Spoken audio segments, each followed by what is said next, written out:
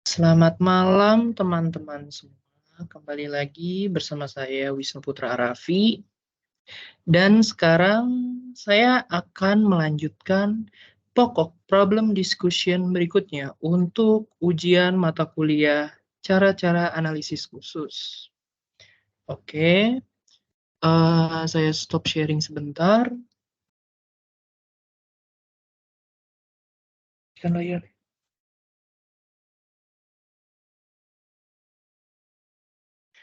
Oke, sudah terlihat.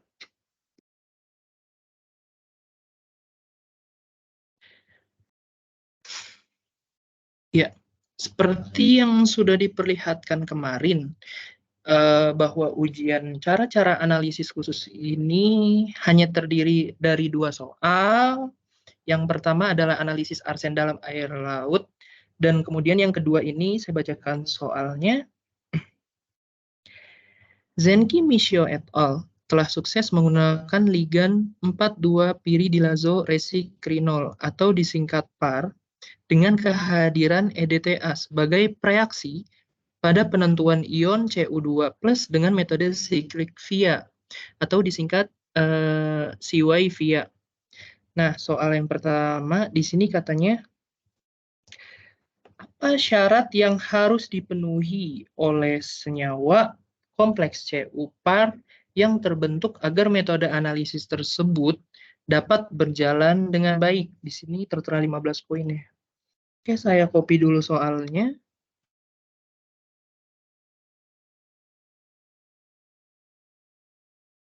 Dipotong dulu ya.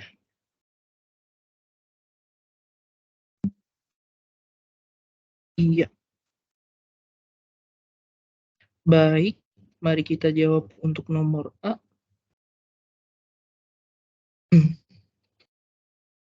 Di sini kan kita tahu ya, bahwa yang akan ditentukan itu adalah ion Cu2+.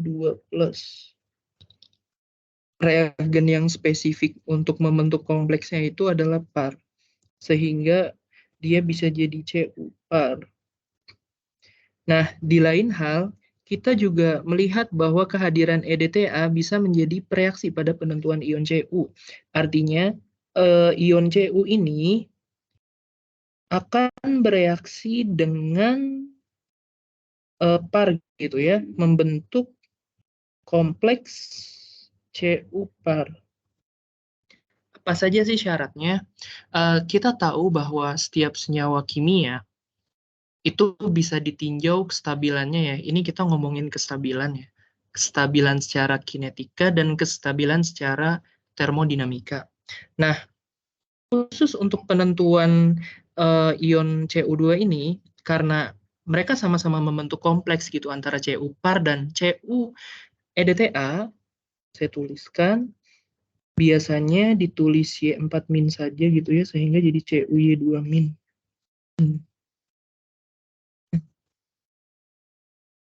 Atau ya agar mempermudah ditulis EDTA saja ya.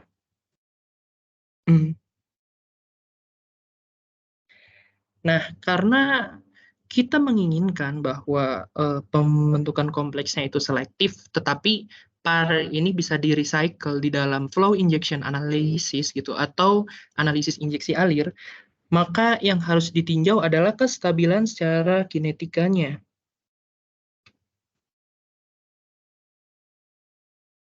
Artinya apa?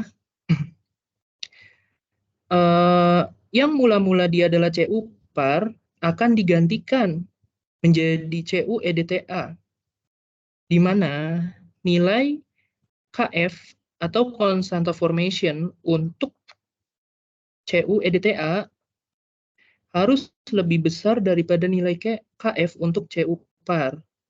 Tetapi ingat bahwa pembentukan kompleksnya itu hanya sementara. Sehingga ketika si Cu bereaksi dengan EDTA, akan membentuk Cu EDTA, dan dia akan kembali lagi menjadi sebagai ion Cu2+ yang kemudian bereaksi kembali dengan par. Jadi yang di sini yang jadi highlight adalah si konstanta formation-nya ya, konstanta pembentukan kompleks,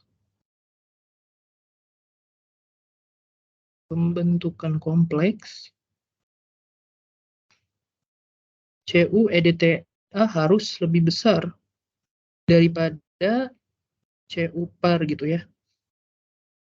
Dan par ini juga akan dihasilkan kembali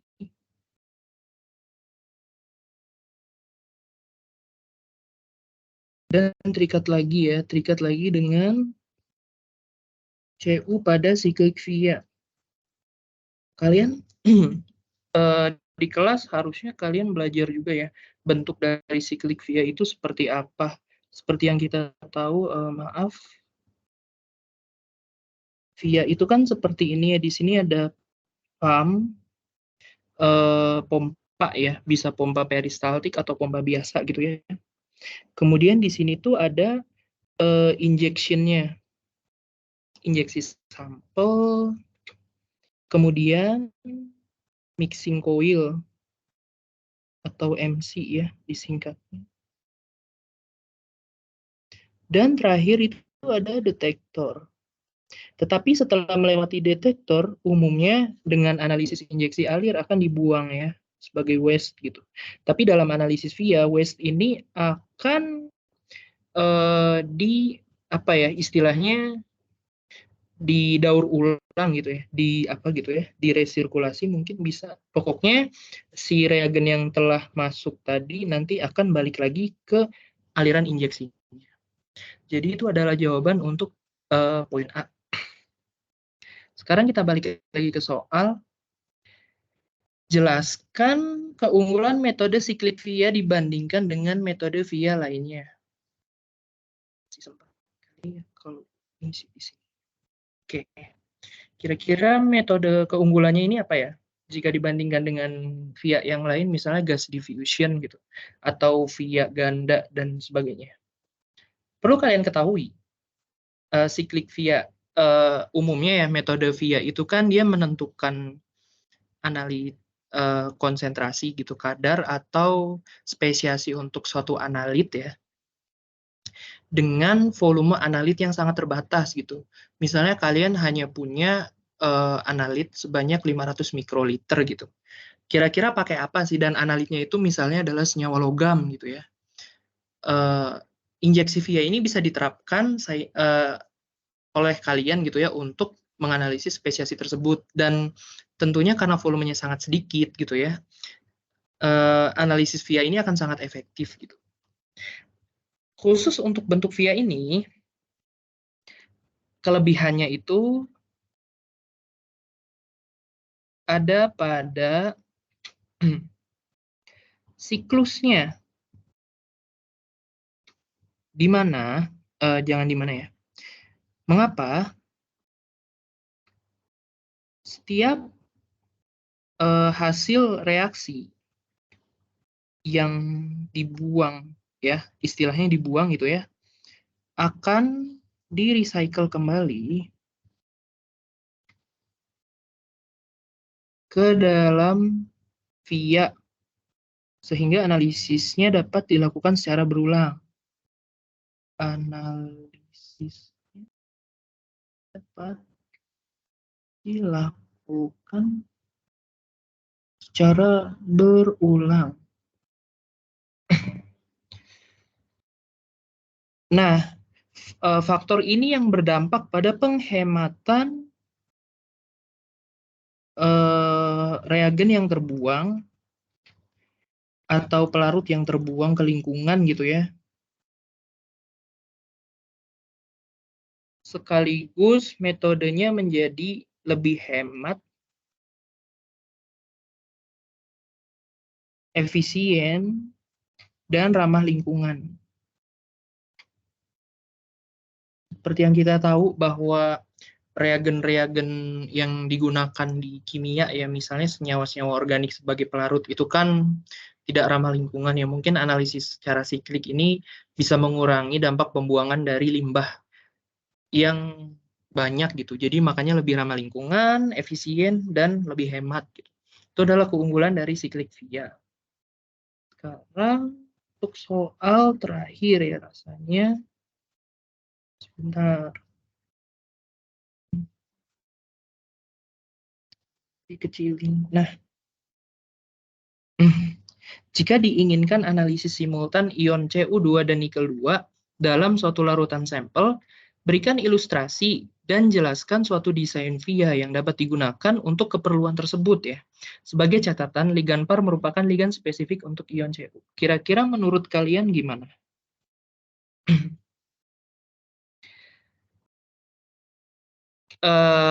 Mungkin di kelas pernah dibahas ya, sempat atau pernah dibahas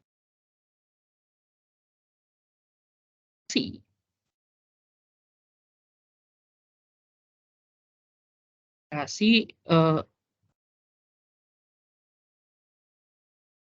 Maaf, sepertinya tadi sempat terputus. Sorry. Semoga rekamannya masih aman ya. Saya cek dulu sebentar. Oke. Maaf ya, saya lanjut ya. Kita bisa memodifikasi metode via, bisa dari detektornya, bisa juga dari rangkaian alatnya. Misalnya dengan metode tandem ya. Tandem itu jadi dua metode yang berbeda dijadikan satu. Gitu. Syaratnya itu. Nah, kita bisa memodifikasi semisal membuat suatu kolom pemisah. Membuat kolom pemisah atau resin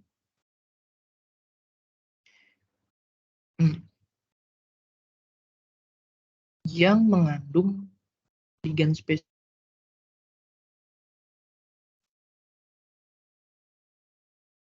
yaitu di sini disebutkan adalah PAR, ligan spesifik, sehingga saat analisis simultan, ion Cu2 dan Ni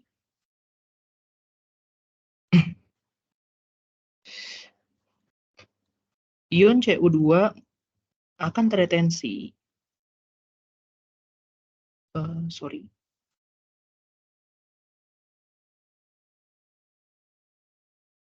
pada kolom pemisah dan ion Ni2 dideteksi terlebih dahulu.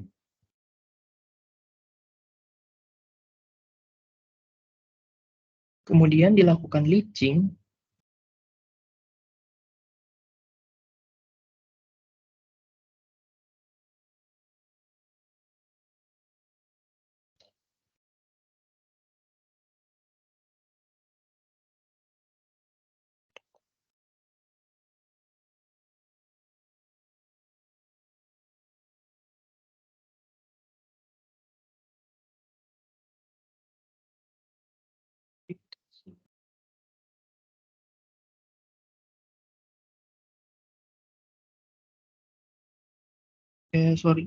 dan dideteksi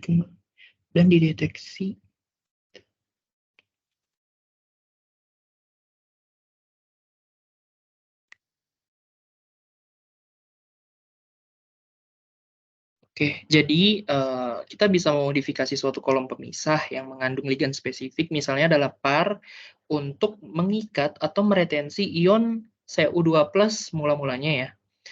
Sehingga ion Ni2+ itu nanti akan terbawa oleh aliran dan masuk melalui detektor, kemudian Ni2+ ini akan dibaca oleh detektor. Berikutnya ion Cu yang sudah teretensi gitu ya sebagai kompleks PAR itu akan di-leaching ya istilahnya. Di-leaching itu dilepaskan gitu. Biasanya menggunakan asam-asam kuat sehingga nanti ion Cu itu akan terelusikan lagi ke dalam aliran dan terbaca atau terdeteksi oleh detektor. Nah, adapun untuk rangkaiannya ya, misalnya seperti ini ya. Ini ada injeksi sampel akan memasuki mixing coil gitu ya. Tetapi sebelum dia masuk ke detektor, dia harus teretensi terlebih dahulu. Ini tuh misalnya kolom PAR. Setelah teretensi, kemudian akan dideteksi oleh detektor. Dan jika dia bentuknya adalah cyclic via, maka dia akan masuk untuk daur ulang ya, recycle, dan kembali lagi ke pump.